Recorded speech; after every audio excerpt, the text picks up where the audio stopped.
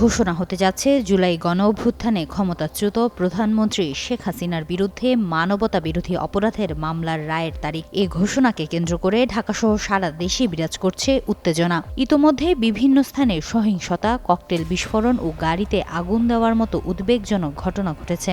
এমন প্রেক্ষাপটে সরকার ও আইনশৃঙ্খলা বাহিনী দেশের সার্বিক নিরাপত্তা নিশ্চিত করতে সর্বোচ্চ সতর্কতা জারি করেছে।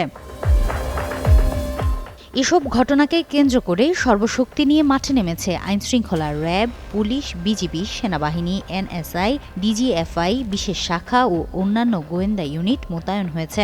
চলছে সাজোয়াজানের টহল। বিমানবন্দর সহ কেপিআইভুক্ত প্রতিষ্ঠানে বিশেষ নিরাপত্তা নেওয়া হয়েছে।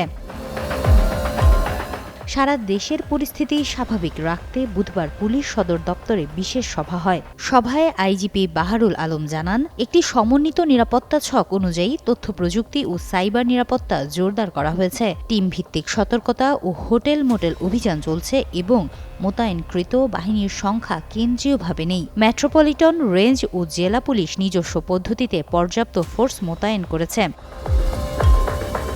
প্রশাসনিক সতর্কতায় গ্রামীণ ব্যাংক শাখা, মৎস্য ভবন, কাকরাইল, প্রধান বিচারপতির বাসভবন, হোটেল ইন্টারকন্টিনেন্টাল, হাসপাতাল, শপিং মল, মন্দির, শহীদ মিনার, নগর ভবন, হাইকোর্ট, সচিবালয়, Dhaka stock exchange, Rajarbagh, Kamalapur ICT, Bangabhaban, RAB office, expressway, Sadarghat, আদালত প্রাঙ্গণ ও শিক্ষা প্রতিষ্ঠান সহ বিভিন্ন স্ট্যাটিক লক্ষ্যবস্তুকে বিশেষ গুরুত্ব দেওয়া হয়েছে।